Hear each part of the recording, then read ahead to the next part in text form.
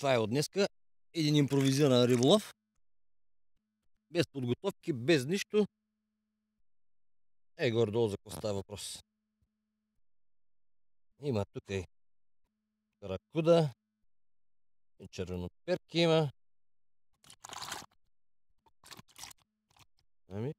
И някой пък, ако си мисли, че това е всичко, ще го разочаровам. Я да видим какво има. Има още.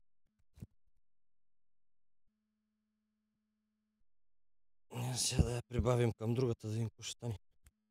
Чакаме.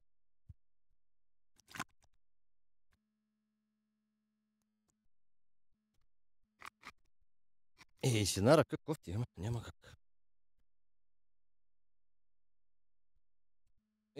Тя излезе отвън.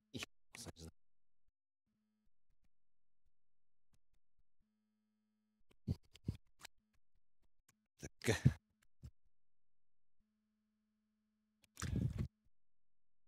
И сега вече следва едно нещо,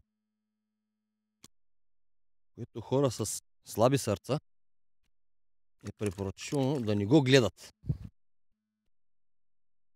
Това не значи, че малки деца и малолетни, непълнолетни е разрешено. Обаче не е разрешено за хора с слаби нерви и слаби сърца.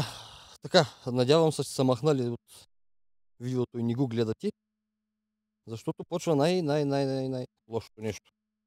Айде им сега какво ще стане. Айде, дръбосъци. Айде да няма. Айде, изчезвайте. Изчезвайте. Празно. Добре, окей. Това е от днешния риболов. Много успешен.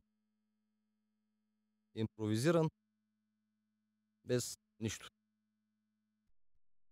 Няма, празно. И тук е празно. Чао.